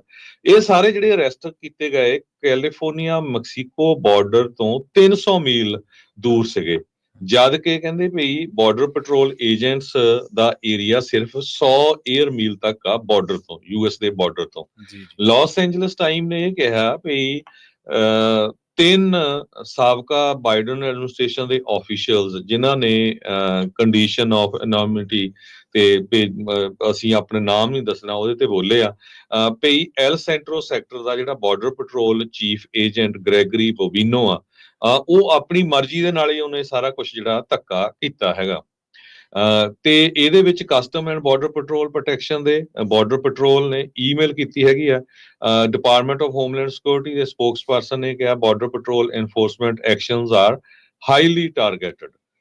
ਸੋ ਇਹ ਇੰਨਾ ਜਿਹੜਾ ਧੱਕਾ ਹੋਇਆ, ਉਹ ਤੋਂ ਬਾਅਦ ਕੀ ਹੋਇਆ ਵੀ ਬਹੁਤ ਸਾਰੇ ਲੋਕ ਜਿਹੜੇ ਸੈਂਟਰਲ ਵੈਲੀ ਚ ਰਹਿੰਦੇ ਆ ਉਹ ਘਰਾਂ ਤੋਂ ਬਾਹਰ ਨਿਕਲਣੇ ਬੰਦ ਹੋ ਗਏ, ਖੇਤਾਂ ਚ ਉਹਨਾਂ ਨੇ ਕੰਮ ਕਰਨ ਨੂੰ ਜਾਣਾ ਜਿਹੜਾ ਬੰਦ ਕਰ ਦਿੱਤਾ। ਇੱਕ ਬੋਬੀਨੋ ਨੇ ਇਹ ਕਿਹਾ ਵੀ ਕਰਨ ਕਾਉਂਟੀ ਦੇ ਵਿੱਚ ਕਈ ਅਰੈਸਟ ਹੋਏ, ਉਹਨਾਂ ਨੂੰ ਸੋਸ਼ਲ ਮੀਡੀਆ ਦੇ ਉੱਤੇ ਜਿਹੜਾ ਉਹਨਾਂ ਨੂੰ ਟੌਂਚ ਵੀ ਕੀਤੇ ਗਏ, ਉਹਨਾਂ ਦਾ ਜਿਹੜਾ ਮਜ਼ਾਕ ਵੀ ਉਡਾਇਆ ਗਿਆ। ਸੋ ਇਹ ਜਿਹੜੀ ਇੰਨਾ ਕੁਛ ਜਿਹੜਾ ਵਾਪਰਿਆ ਇਹਦੇ ਨਾਲ ਕਹਿੰਦੇ ਵੀ it shook the central valley to the core. 60 ਦੇ ਕਰੀਬ ਬਾਰਡਰ ਪੈਟਰੋਲ ਏਜੰਟਸ ਨੇ 78 ਲੋਕਾਂ ਨੂੰ ਅਰੈਸਟ ਕੀਤਾ ਜੋ ਅਨਲਾਫਲੀ ਪ੍ਰੈਜ਼ੈਂਟ ਸੀ ਯੂਐਸਏ ਦੇ ਵਿੱਚ। 3 ਦਿਨ ਇਹ ਆਪਰੇਸ਼ਨ ਚੱਲਿਆ। ਇਹਨਾਂ ਦੇ ਵਿੱਚ ਬਿਲਕੁਲ ਕੁਝ ਜਿਹੜੇ ਲੋਕ ਸੀ ਉਹ ਰਿਪੋਰਟ ਕਰਨ ਵਾਲੇ ਸੀ, ਕੋਈ ਕਿਸੇ ਨੇ ਬੱਚੀ ਨੂੰ ਰੇਪ ਕਰਨ ਵਾਲੇ, ਕਈਆਂ ਦੇ criminal sex offences against child ਇਦਾਂ ਦੇ ਜਿਹੜੇ ਵੀ ਸੀਗੇ, ਮਰਵਾਨਾ ਦੇ ਚਾਰजेस, ਡਰੰਕ ਡਰਾਈਵਿੰਗ ਕਨਵਿਕਸ਼ਨਸ ਇਦਾਂ ਦੇ ਚਾਰजेस ਸੀਗੇ। ਪਰ ਇਹਦੇ ਨਾਲ ਆਮ ਲੋਕਾਂ ਦੇ ਉੱਤੇ ਜਿਹੜਾ ਕਹਿੰਦੇ ਵੀ ਬਹੁਤ ਜ਼ਿਆਦਾ ਅਸਰ ਪਿਆ, ਲੋਕ ਕੰਮ ਕਰਨੋਂ ਜਾਣੋਂ ਹਟ ਗਏ, ਲੋਕਾਂ ਨੇ ਬੱਚੇ ਸਕੂਲ 'ਚ ਭੇਜਣੇ ਬੰਦ ਕਰ ਦਿੱਤੇ, ਇੱਕ ਡਰ ਵਾਲਾ ਜਿਹੜਾ ਮਾਹੌਲ ਆ ਉਹ ਬਹੁਤ ਹੋਇਆ। ਕਹਿੰਦੇ ਲੈਵਲ ਆਫ ਟਰਾਮਾ ਬਹੁਤ ਹਾਈ ਹੋਇਆ। ਜਿਹੜੇ ਲੋਕ ਸੀਗੇ ਉਹ ਐਲ ਸੈਂਟਰੋ ਨੂੰ ਭੇਜੇ ਗਏ, ਉਹ ਤੋਂ ਬਾਅਦ ਹੋਰ ਮੁਲਕਾਂ ਨੂੰ ਜਿੱਥੇ ਜਿੱਥੇ ਦੇ ਸੀਗੇ ਉਹ ਵਾਪਸ ਭੇਜ ਦਿੱਤੇ ਗਏ। ਤੇ ਇੱਕ ਅਜੇ ਕ੍ਰਿਸ਼ਨਨ ਨਾਮ ਦੇ ਅਟਾਰਨੀ ਆ, ਕੈਕਰ ਵੈਨ ਨੈਸ ਤੇ ਪੀਟਰ LLP ਇਸ ਜੋ ਲਾਅ ਫਰਮ ਨੂੰ ਰਿਪਰੈਜ਼ੈਂਟ ਕਰਦੇ ਆ, ਉਹਦੇ ਨਾਲ ਕੰਮ ਕਰਦੇ, ਉਹ ਕਹਿੰਦੇ ਵੀ ਮੈਂ ਵੀ ਡਿਫੈਂਡੈਂਟਸ ਨੂੰ ਰਿਪਰੈਜ਼ੈਂਟ ਕਰਦਾ ਹੈਗਾ। ਇਹਦੇ ਵਿੱਚ ACLU ਨਾਰਦਰਨ ਕੈਲੀਫੋਰਨੀਆ ਦੀ, ਸਦਰਨ ਕੈਲੀਫੋਰਨੀਆ ਦੀ, ਸੈਨ ਡੀਗੋ ਤੇ ਇੰਪੀਰੀਅਲ ਕਾਉਂਟੀਜ਼ ਦੇ ਜਿਹੜੇ ਵਕੀਲ ਆ ਉਹ ਇਸ ਕੇਸ ਨੂੰ ਹੁਣ ਫਾਈਟ ਕਰ ਰਹੇ ਆ ਵੀ ਕਿਸ ਤਰ੍ਹਾਂ ਬਾਰਡਰ ਪੈਟਰੋਲ ਏਜੰਟਸ ਨੇ ਲੋਕਾਂ ਦੇ ਰੰਗ ਦੇਖ ਕੇ ਉਹਨਾਂ ਨੂੰ ਜਿਹੜਾ ਟਾਰਗੇਟ ਕੀਤਾ, ਸਿਟੀਜ਼ਨ ਤੱਕ, ਗ੍ਰੀਨ ਕਾਰਡ ਹੋਲਡਰ ਤੱਕ ਜਿਹੜੇ ਬੰਦੇ ਆ ਉਹ ਵੀ ਅਰੈਸਟ ਕੀਤੇ ਤੇ ਉਹਨਾਂ ਨੂੰ ਜਿਹੜਾ ਬਹੁਤ ਪਰੇਸ਼ਾਨ ਤੱਕ ਕੀਤਾ। ਜੀ ਬਿਲਕੁਲ, ਆਪਾਂ ਪਹਿਲਾਂ ਵੀ ਹਰਜੋਤ ਸਿੰਘ ਖਾਲਸਾ ਜੀ ਤੁਸੀਂ ਕੱਲ ਪਰਸੋਂ ਦੇ ਪ੍ਰੋਗਰਾਮ ਦੇ ਵਿੱਚ ਵੀ ਇਸ ਗੱਲ ਦਾ ਖਦਸ਼ਾ ਪ੍ਰਗਟਾਇਆ ਸੀਗਾ ਕਿ ਇਹਦੇ ਨਾਲ ਲੋਕਾਂ ਦੇ ਨਾਲ ਡਿਸਕ੍ਰਿਮੀਨੇਸ਼ਨ, ਉਹਨਾਂ ਦੇ ਨਾਲ ਭੇਦਭਾਵ ਹੋਣ ਦੇ ਜਿਹੜੇ ਚਾਂਸਸ ਨੇ ਬਹੁਤ ਜ਼ਿਆਦਾ ਨੇ। ਤੇ ਇਹਨੇ ਇੱਕ ਵਾਰ ਫਿਰ ਤੋਂ ਇੱਕ ਨਵੀਂ ਡਿਬੇਟ ਜਿਹੜੀ ਉਹ ਅਮਰੀਕਾ ਦੇ ਵਿੱਚ ਛੇੜ ਦਿੱਤੀ ਹੈ ਵੀ ਜਿਹੜਾ ਅਧਿਕਾਰ ਖੇਤਰ ਆ ਉਹ 100 ਮੀਲ ਦਾ ਕਿਸੇ ਵੀ ਬਾਰਡਰ ਏਜੰਸੀ ਦਾ, ਬਾਰਡਰ ਪੈਟਰੋਲ ਦਾ, ਕਿਸੇ ਵੀ ਪ੍ਰਵਾਸੀ ਨੂੰ ਫੜਨ ਦੇ ਲਈ, ਇਮੀਗ੍ਰੈਂਟ ਨੂੰ ਫੜਨ ਦੇ ਲਈ, ਤਾਂ ਉਹ ਹੁਣ 350 ਮੀਲ ਜਾਂ 300 ਮੀਲ ਤੋਂ ਬਾਹਰ ਆ ਕੇ ਕਿਵੇਂ ਆਪਣੇ ਅਧਿਕਾਰ ਖੇਤਰ ਤੋਂ ਬਾਹਰ ਆ ਕੇ ਜਿਹੜੇ ਕੰਮ ਉਹ ਕਰ ਰਹੇ ਨੇ।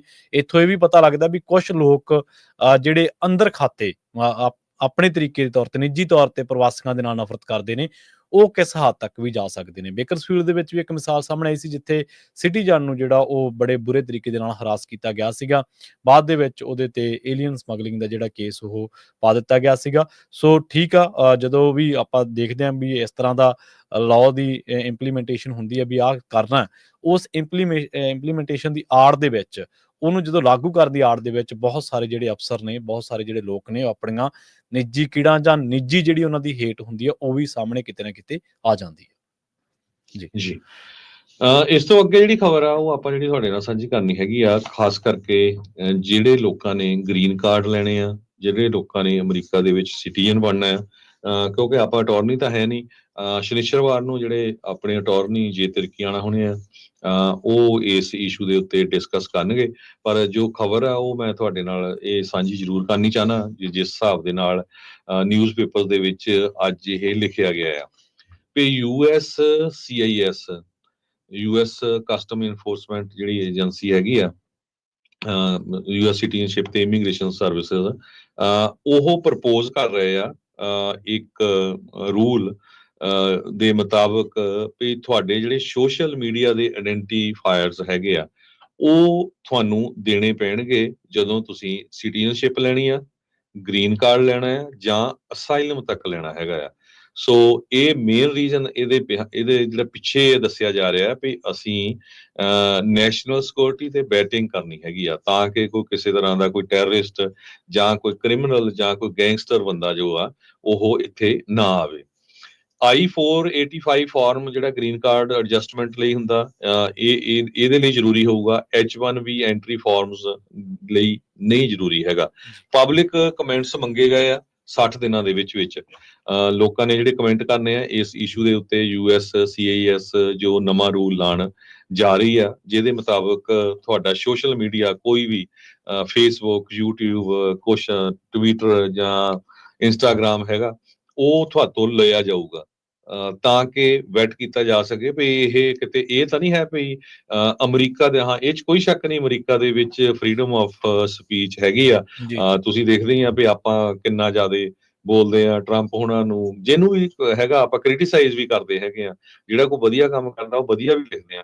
ਹਾਂ ਇਹ ਤਾਂ ਨਹੀਂ ਵੀ ਕਿਤੇ ਤੁਸੀਂ ਅਮਰੀਕਾ ਦੇ ਉਲਟਾ ਤੇ ਉਧਰੋਂ ਲਾਲ ਸਲਾਮ ਕਰੀ ਜਾਂਦੇ ਆ ਤੇ ਮੁੜ ਕੇ ਫਿਰ ਇੱਥੇ ਤੁਸੀਂ ਪੋਲੀਟੀਕਲ ਅਸਾਈਲਮ ਤੇ ਗ੍ਰੀਨ ਕਾਰਡ ਜਿਹੜਾ ਲੈਣਾ ਚਾਹੁੰਦੇ ਹੈਗੇ ਆ।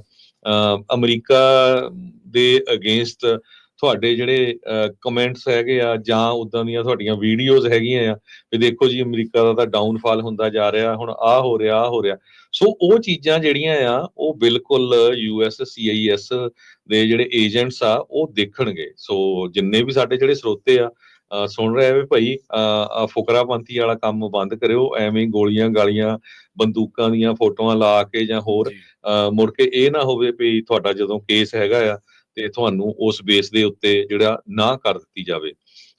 ਹਾਲਾਂਕਿ ਇਹ ਕੋਈ ਸ਼ੱਕ ਨਹੀਂ ਹੈ ਵੀ ਅਮਰੀਕਾ ਦੇ ਵਿੱਚ ਤੁਸੀਂ ਗਨਸ ਖਰੀਦ ਸਕਦੇ ਆ, ਪਰ ਤੁਸੀਂ ਕਿਸ ਹਿਸਾਬ ਦੇ ਨਾਲ ਉਹ ਪਿਕਚਰਸ ਨੂੰ ਪੋਸਟ ਕਰ ਰਹੇ ਹੈਗੇ ਆ, ਹੋਰ ਜਿਹੜੇ ਤੁਹਾਡੇ ਵਿਊ ਪੁਆਇੰਟ ਕੀ ਹੈਗੇ ਅਮਰੀਕਾ ਦੇ ਬਾਬਤ ਜਾਂ ਅਮਰੀਕਾ ਦੀ ਸਰਕਾਰ ਦੇ ਬਾਬਤ, ਇਹ ਸਾਰਾ ਕੁਝ ਦੇਖਿਆ ਜਾ ਸਕਦਾ ਹੈਗਾ। ਸੋ ਇਹਦੇ ਲਈ ਉਹਨਾਂ ਨੇ ਜੋ ਜਿਸ ਤਰ੍ਹਾਂ ਮੈਂ ਤੁਹਾਨੂੰ ਦੱਸਿਆ ਹੀ ਹੈ ਕਮੈਂਟ ਮੰਗੇ ਹੈਗੇ 60 ਦਿਨਾਂ ਦੀ। ਉਹ ਤੋਂ ਬਾਅਦ ਇਹ ਮੈਨੂੰ ਪੱਕਾ ਪਤਾ ਵੀ ਹੋ ਹੀ ਜਾਣਾ ਕਿਉਂਕਿ ਟਰੰਪ ਐਡਮਿਨਿਸਟ੍ਰੇਸ਼ਨ ਇਹ ਚਾਹੁੰਦਾ ਹੀ ਆ ਵੀ ਆਪਾਂ ਜਿਹੜੀ ਆ ਚਾਹੇ ਕੋਈ ਲੀਗਲੀ ਵੀ ਅਮਰੀਕਾ 'ਚ ਆ ਰਿਹਾ ਉਹਦੀ ਪੂਰੀ ਤਰ੍ਹਾਂ ਜਿਹੜੀ ਆ ਵੈਟਿੰਗ ਕੀਤੀ ਜਾਵੇ। ਸੋ ਇਸ ਸੰਬੰਧ ਦੇ ਵਿੱਚ ਇੱਕ ਜੋਨਾਥਨ ਵੈਸਟਨ ਇਮੀਗ੍ਰੇਸ਼ਨ ਅਟਾਰਨੀ ਆ, ਇਹ ਕਹਿੰਦੇ ਆ ਵੀ ਹੁਣ ਸਾਨੂੰ ਇਹ ਸਮਝ ਨਹੀਂ ਆ ਰਿਹਾ, ਇਮੀਗ੍ਰੇਸ਼ਨ ਅਟਾਰਨੀ ਕਹਿ ਰਿਹਾ ਵੀ USCIS ਇਹਨਾਂ ਜਿਹੜੀਆਂ ਤੁਹਾਡੀਆਂ ਪੋਸਟ ਆ ਉਹਨਾਂ ਨੂੰ ਇੰਟਰਪ੍ਰੀਟ ਕਿੱਦਾਂ ਕਰੂਗੀ, ਵੀ ਕਿੱਦਾਂ ਉਹ ਉਹਨੂੰ ਕਰਨਗੇ ਵੀ ਇਹ ਸਾਡੇ ਉਲਟਾ ਜਾਂ ਇਹ ਕੋਈ ਬੜਾ ਮੈਟਰ ਨਹੀਂ ਕਰਦਾ ਹੈਗਾ। ਤੇ ਉਹਦੇ ਬੇਸ ਦੇ ਉੱਤੇ ਕਹਿੰਦੇ ਵੀ applicants could face denials based on online activity that is taken out of context. ਵੀ ਬੰਦਾ ਸੋਚਦਾ ਹੋਊਗਾ ਵੀ ਨਹੀਂ ਜੀ ਮੇਰਾ ਕਹਿਣ ਦਾ ਮਤਲਬ ਇਹ ਸੀ, ਪਰ USCIS ਵਾਲੇ ਸੋਚੂਗੇ ਵੀ ਨਹੀਂ ਇਹ ਜਿਹੜੀ ਚੀਜ਼ ਆ ਸੋਸ਼ਲ ਮੀਡੀਆ ਤੇ ਲਿਖੀ ਇਹ ਉਲਟ ਹੈਗੀ, ਉਹਦੇ ਬੇਸ ਤੇ ਤੁਹਾਨੂੰ ਜਿਹੜਾ ਆ ਵੀਜ਼ਾ ਡਿਨਾਈ ਕੀਤਾ ਜਾ ਸਕਦਾ। ਕਹਿੰਦੇ ਇਹ ਜਿਹੜਾ ਪ੍ਰਪੋਜ਼ਲ ਆ ਰੀਸੈਂਟਲੀ ਪਬਲਿਸ਼ ਹੋਇਆ ਸੀ ਫੈਡਰਲ ਰਜਿਸਟਰ ਦੇ ਵਿੱਚ, ਜਿਹਦੇ ਨਾਲ ਨੈਸ਼ਨਲ ਸਿਕਿਉਰਿਟੀ ਸਕਰੀਨਿੰਗ ਤੇ ਆਇਡੈਂਟੀਫਾਈ ਵੈਰੀਫਿਕੇਸ਼ਨ ਜੋ ਪ੍ਰੈਜ਼ੀਡੈਂਟ ਡੋਨਲਡ ਟਰੰਪ ਉਹਨਾਂ ਨੇ ਇੱਕ ਐਗਜ਼ੀਕਿਊਟਿਵ ਆਰਡਰ ਜਾਰੀ ਕੀਤਾ ਸੀ, protecting the United States from foreign terrorist and other national security and public safety threats, ਉਹਦੇ ਅੰਡਰ ਇਹ ਜਿਹੜਾ ਸਭ ਕੁਝ ਹੋਣ ਜਾ ਰਿਹਾ ਹੈਗਾ। ਸੋ ਅੰਡਰ ਦਿਸ ਪ੍ਰਪੋਜ਼ਲ ਕਹਿੰਦੇ ਵੀ USCIS ਤੁਹਾਡੇ ਸੋਸ਼ਲ ਮੀਡੀਆ ਹੈਂਡਲਸ ਨੂੰ ਐਪਲੀਕੈਂਟਸ ਤੋਂ ਕਲੈਕਟ ਕਰੂਗੀ ਵੈਟਿੰਗ ਪ੍ਰੋਸੀਜਰ ਦੇ ਲਈ, ਵੀ ਕਿਸੇ ਤਰ੍ਹਾਂ ਦਾ ਪੋਟੈਂਸ਼ੀਅਲ ਸਿਕਿਉਰਿਟੀ ਰਿਸਕ ਤਾਂ ਨਹੀਂ ਹੈਗਾ। ਤੇ ਇਹ ਡਿਪਾਰਟਮੈਂਟ ਆਫ ਹੋਮਲੈਂਡ ਸਿਕਿਉਰਿਟੀ ਦੀ ਜਿਹੜੀ ਬ੍ਰੌਡਰ ਐਫਰਟਸ ਹੈਗੀਆਂ, ਕੋਸ਼ਿਸ਼ਾਂ ਹੈਗੀਆਂ ਵੀ ਯੂਨੀਫਾਰਮ ਸਕਰੀਨਿੰਗ ਸਟੈਂਡਰਡ ਹੋਣਾ ਚਾਹੀਦਾ ਹੈਗਾ। ਸੋ 60 ਦਿਨਾਂ ਦੇ ਲਈ ਜਿਹੜੇ ਉਹਨਾਂ ਨੇ ਪਬਲਿਕ ਤੋਂ ਕਮੈਂਟ ਮੰਗੇ ਹੈਗੇ ਆ, ਉਸ ਤੋਂ ਬਾਅਦ ਇਹ ਕਦੋਂ ਜਾ ਕੇ ਲਾਗੂ ਹੋਊਗਾ ਤੇ ਇਹ ਆਉਣ ਵਾਲੇ ਸਮੇਂ 'ਚ ਪਤਾ ਲੱਗੂਗਾ। ਪਰ ਜਿਹੜੇ ਫਾਰਮਸ ਦੇ ਉੱਤੇ ਸੋਸ਼ਲ ਮੀਡੀਆ ਦੇ ਹੈਂਡਲਸ ਉਹ ਕਲੈਕਟ ਕਰਨਗੇ, N-400 ਇਹ ਸਿਟੀਜ਼ਨਸ਼ਿਪ ਲਈ ਜਿਹੜਾ ਫਾਰਮ ਹੁੰਦਾ, I-131 application for advance parole travel document ਇਹ ਹੁੰਦਾ, I-485 application for green card, I-589 application for asylum, I-590 application for a refugee, I-730 used for asylee or refugee for requesting that dependent spouse, minor children join him or her in US. I-751 ਇਹ ਜਿਹੜਾ application to upgrade 2 year conditional green card to a full 10 year green card. ਜੀ ਜੇ 2 ਸਾਲਾਂ ਦਾ green card ਆ ਉਹ ਤੋਂ ਬਾਅਦ ਵੀ ਜਦੋਂ 10 ਦਾ ਤੁਸੀਂ ਕਰਨਾ, ਇਹ ਨਹੀਂ ਵੀ ਤੁਸੀਂ ਅਮਰੀਕਾ 'ਚ ਐਂਟਰ ਹੋ ਗਏ ਤਾਂ ਹੁਣ ਇੱਥੇ ਜੋ ਮਰਜ਼ੀ ਤੁਸੀਂ ਸੋਸ਼ਲ ਮੀਡੀਆ ਤੇ ਜਾ ਕੇ ਫੱਟੇ ਚੱਕੀ ਜਾਓ। ਤੇ 2 ਸਾਲਾਂ ਬਾਅਦ ਜਦੋਂ ਤੁਹਾਨੂੰ 10 ਸਾਲ ਦਾ ਗ੍ਰੀਨ ਕਾਰਡ ਜਾਂ ਤੁਸੀਂ ਸਿਟੀਜ਼ਨ ਬਣਨਾ ਤੇ ਇਹ ਸਾਰਾ ਕੁਝ ਜਿਹੜਾ ਤੁਹਾਨੂੰ ਉਹਨਾਂ ਨੂੰ ਦੇਣਾ ਪਊਗਾ ਤੁਹਾਡੇ ਸੋਸ਼ਲ ਮੀਡੀਆ ਦੇ ਅਕਾਊਂਟਸ।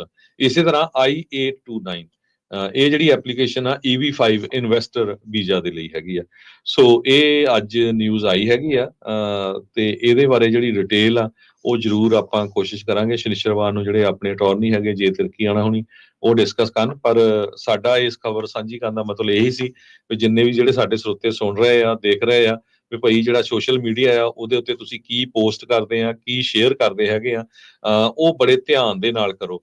ਇਹ ਤੁਹਾਡਾ ਜਿਹੜਾ ਆਉਣ ਵਾਲੇ ਸਮੇਂ ਦੇ ਵਿੱਚ ਨੁਕਸਾਨ ਕਰ ਸਕਦਾ ਹੈਗਾ। ਜੀ ਬਿਲਕੁਲ।